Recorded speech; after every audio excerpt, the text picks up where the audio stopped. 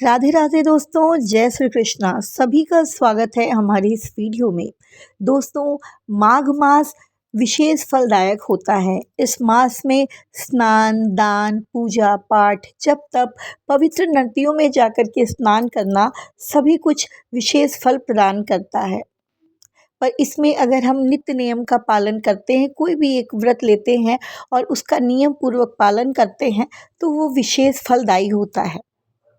ऐसी एक कहानी है जो आज मैं आपको सुनाती हूँ, और इसको सुनने वाले, कहने वाले और जो हुंकारी भरे, उसको भी सीता माता उसके सभी भंडार भर देती हैं। तो चलिए, मैं आपको ये विशेष कथा सुनाती हूँ, और आप भी प्रयास कीजिएगा कि हर रोज़ एक बार ये कथा अवश्य सुन लें। तो दोस्तों, ये कथा सीता माता हर रोज़ भगवान श्री राम को सुनाती थी और कहती थी, राम आए, लक्ष्मण आए, देश के पुजारी आए, नित्य नेम का नेम मिलाए। आओ राम, बैठो राम, तपी रसोई जीमो राम, माखन मिश्री खाओ राम, दूध बताशा पियो राम, सूत के पल का मोढ़ो राम, शाल दुशाला पोढ़ो राम, शाल दुशाला ओढ़ो राम। जब बोलूं राम ही राम, राम संवारे सबके काम, खाली घर भंडार भरेंगे, सबका बेड़ा पार करेंगे। श्री राम जय जय राम, श्री राम जय जय राम। तो सीता माता हर रोज़ ये राम जी को सुनाती थी और राम जी अति प्रसन्न होते थे। एक बार भगवान श्री राम को कहीं बाहर जाना हुआ, तो सीता माता ने कहा कि प्रभु, अब आप चले जाओगे तो मैं ये अपना नित्य नेम का पालन कैसे करूँगी, किसको सुनाऊँगी मैं ये। तो भगवान ने कहा, सीते, तुम परेशान मत हो, तुम कुएं की जगत पर जाकर बैठ जाना, और जो भी व्यक्ति, जो भी स्त्री आए, उसको ये कथा सुनाना। सीता माता ने कहा, ठीक है। अगले दिन सीता माता स्नान, ध्यान, पूजा पाठ करके कुएं की जगत पर जाके बैठ गईं। तभी वहाँ पर एक स्त्री आई पानी भरने, जिसके हाथ में सोने का मटका था और उसने रेशम जड़ी की कढ़ाई वाली बहुत ही सुंदर सी साड़ी पहन रखी थी। सीता माता ने कहा, बहन, मेरा नित्य नेम की कहानी सुन लो। तो उस स्त्री ने सोचा कि अगर मैं कहानी सुनूंगी तो देर हो जाएगी, फिर सासू माँ गुस्सा करेंगी, मुझे डांट पड़ेगी।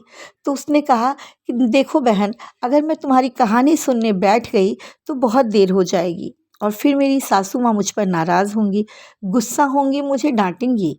इसलिए बहन, मैं तो तुम्हारी कथा नहीं सुन सकती, तुम किसी और को अपनी नित्य नेम की एक कहानी सुना देना। और ये कहकर वो पानी भर के चली गई।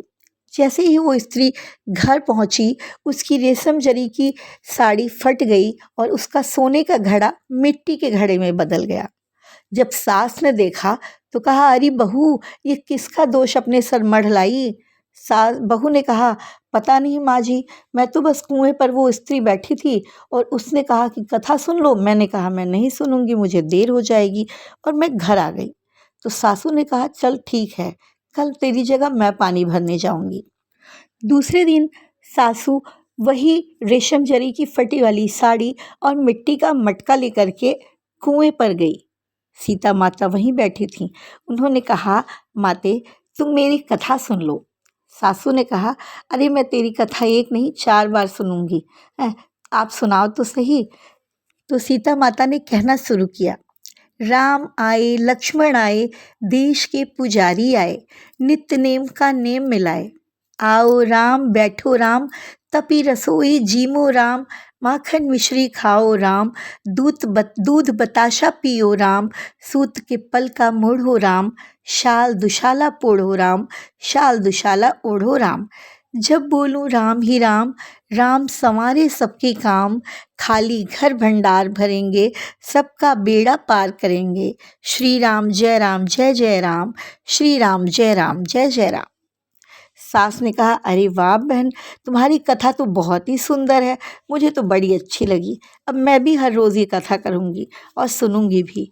और सीता माता को प्रणाम करके वापस घर आ गई। घर पहुंचते ही उसकी रेशम जरी की साड़ी फिर से सही हो गई, फिर से रेशम जरी खूब सुंदर हो गया और उसका घड़ा मिट्टी से सोने का बन गया। सास ने कहा, देख बहू, तू दोष मढ़ लाई थी, मैं दोष उतार के आई हूँ। तो बहू ने कहा, अरे माता जी, माँ ये चमत्कार कैसे हुआ? तो उन्होंने कहा कि बहू, वो सीता माता थी और उनकी ये कथा सुनने से सबके भंडार भर जाते हैं। अब हम लोग भी हर रोज़ ये कथा कहेंगे और सुनेंगे। तो बहू ने कहा, हाँ माँ जी, अब हम भी इस नित्य नेम का पालन करेंगे। सास बहू अगले दिन से सुबह जल्दी उठती, स्नान आदि करती, पूजा पाठ करती। उसके बाद सास ये कथा कहती और बहू सुनती। राम आए, लक्ष्मण आए, देश के पुजारी आए, नित्य नेम का नेम मिलाए। आओ राम, बैठो राम, तपी रसोई जीमो राम, माखन मिश्री खाओ राम, दूध बताशा पियो राम, सूत के पलका मोढ़ो राम, शाल दुशाला ओढ़ो राम, शाल दुशाला ओढ़ो राम। जब बोलूं राम ही राम, राम संवारे सबके काम, खाली घर भंडार भरेंगे, सबका बेड़ा पार करेंगे। श्री राम जय जय राम, श्री राम जय जय राम। धीरे धीरे उनके घर का व्यापार सब कुछ बहुत अच्छा हो गया और उनके घर में दिन दूनी रात चौगुनी तरक्की होने लगी और सच में उनके घर के भंडारे भरने लगे। एक दिन पड़ोसन आई तो बोली कि बहन, सुबह सुबह मुझे ज़रा आग दे दो चूल्हे के लिए। तो उसने कहा कि अभी हमारे घर तो आग जली ही नहीं, अभी तो हम नित्य नेम का पालन कर रहे हैं। तो कहा, मुझे भी बताओ। तो बहू ने कहा, हाँ क्यों नहीं। तो बहू ने उसे भी कहानी सुनाई और सच में उस कहानी को सुनकर पड़ोसी के घर भी दिन बदलने लगे, उसके भी भंडारे भरने लगे। फिर तो धीरे धीरे ये कथा पूरे गांव में फैल गई और सभी नित्य नियम का पालन करते, सुबह उठते, स्नान करते और सभी एक दूसरे को ये कथा कहते और सुनाते। हर घर में अब ये नित्य नेम की कथा होने लगी और सभी गाते, राम आए, लक्ष्मण आए, देश के पुजारी आए, नित्य नेम का नेम मिलाए। आओ राम, बैठो राम, तपी रसोई जीमो राम, माखन मिश्री खाओ राम, दूध बताशा पियो राम, सूत के पलका मोढ़ो राम, शाल दुशाला पोढ़ो राम, शाल दुशाला ओढ़ो राम। जब बोलूं राम ही राम, राम संवारे सबके काम, खाली घर भंडार भरेंगे, सबका बेड़ा पार करेंगे। श्री राम जय जय राम, श्री राम जय जय राम।